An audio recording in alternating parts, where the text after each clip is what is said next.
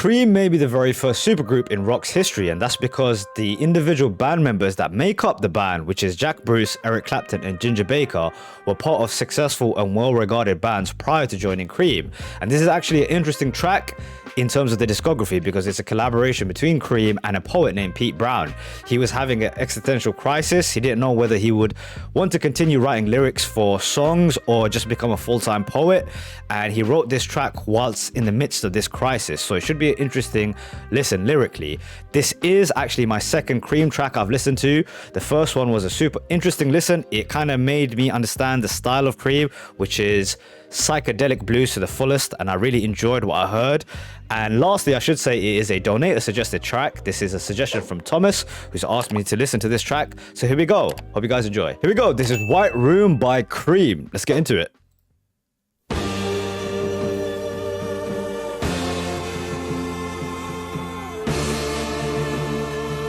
Very cinematic.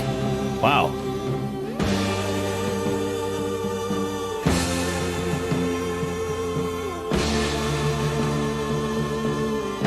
Feels like a Western movie.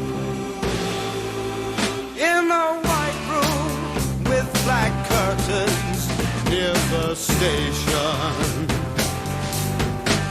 Black roof country, no gold pavements, tired starlings.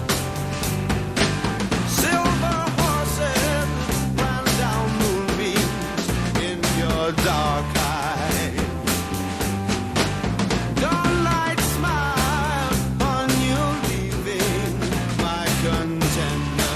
Oh.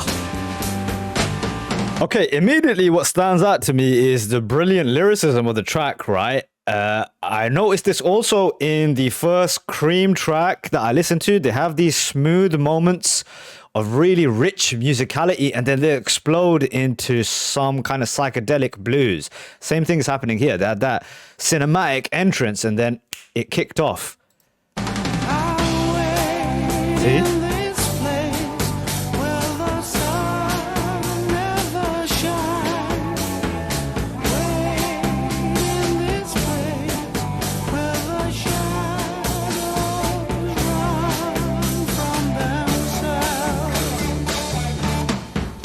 You said no strings could secure you at the station. Platform ticket, restless diesels, goodbye windows. Wow. I walked into such a sad time at the station.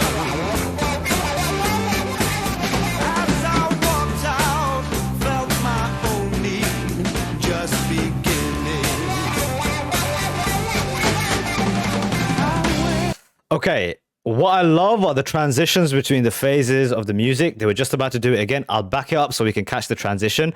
Secondly, this is like the quintessential like wah-wah guitar, you know, that effect that happens that Hendrix does so well, and obviously Clapton is doing so well. It's really, really the best version of that. And then thirdly, the lyrics of this thing are really beautiful. I love that they describe that the environment that they're living in, which is a very ordinary place, right? White room with black curtains, black roof country, no gold pavements. This isn't a place of like, you know, huge amounts of wealth and austerity. But in this girl's eyes are moonbeams. Like she's got starry eyes in her future is the way I've taken it. Silver horses ran down moonbeams in your dark eyes. Really poetic lyrics. And then the second part of it was this kind of falling apart of this relationship with this girl and the idea of her getting onto a platform and a train to leave. Really poetically done. Let's go back a bit. My only just beginning. Ooh.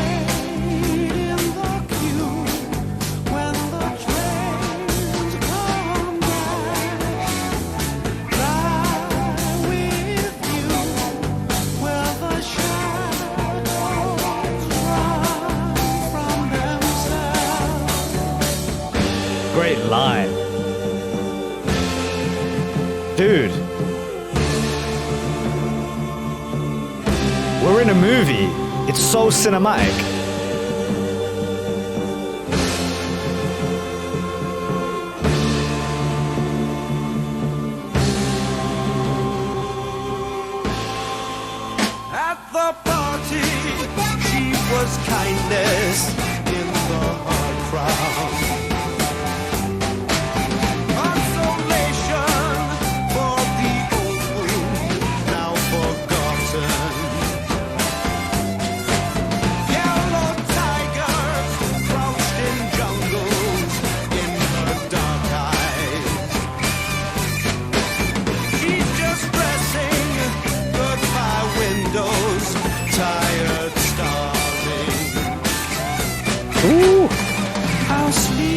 okay, the way I've taken this story is the kind of idea of repetition happening in this dude's relationships in his life, right? This first girl was very similar. She had something in her eyes. She was longing for something more than maybe what this guy can offer, which is, you know, black roof country, no gold pavements. I can't give you too much at the moment. And then it falls apart, and they use this metaphor of this train station where he's sitting at this station and this girl is a train that leaves and he's waiting. I walked into such a sad time at the station. Maybe the girl is what he's talking about there.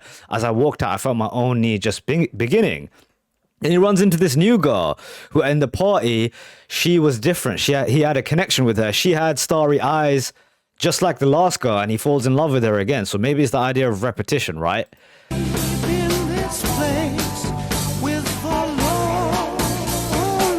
crowd, lie in the dark where the shadows run from themselves.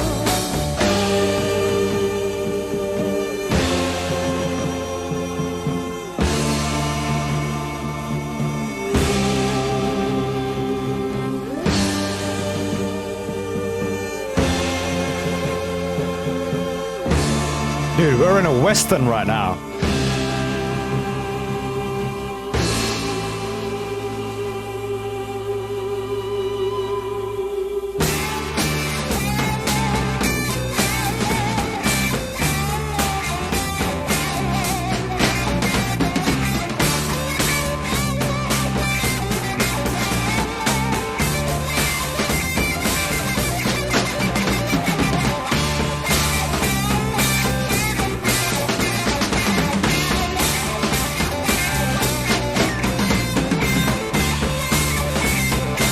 Woo.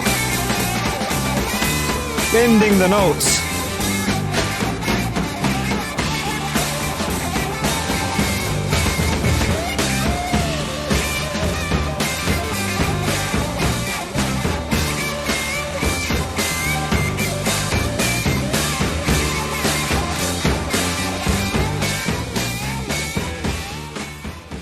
Oh no, they did the fade out. That's my pet peeve in rock music. Regardless of that, what a track, dude. Wow. Cinematic. You know, I have kind of built this idea of like this dude at this train station as a metaphor for his love life, right? You know, I imagine it now as like set in the Western times, you know, the frontier or whatever you want to call it. Because those outro sections, that intro bit and the outro sections were so brilliant, man. Musically rich, violins going off, and then the guitar solo to end it too. Wow. I really love the aspect of Cream, where they have these moments of like smoothness that burst into life through the guitars, through the music, to this psychedelic like imagery that they create. And it's interesting how Clapton's guitar can sound like so many different emotions at once, right? You can hear the sadness of the breakup there, the fire and the possibilities of this new relationship that's happening through the guitar notes too. It's really cool when you can see a guitarist do that. And I always feel like there's tiers in terms of guitar players, right? And you can almost tell instantly, especially as someone who's coming from a different genre. You can tell when you hear a Gilmour solo, when you hear a Hendrix, Clapton, they're just at this different level to the other guitar players that you hear. And no disrespect to the other guitar players, but there's a difference. You can tell immediately. Brilliant track, man. That was really cool. Wow. Really dope track. That's definitely going on the playlist.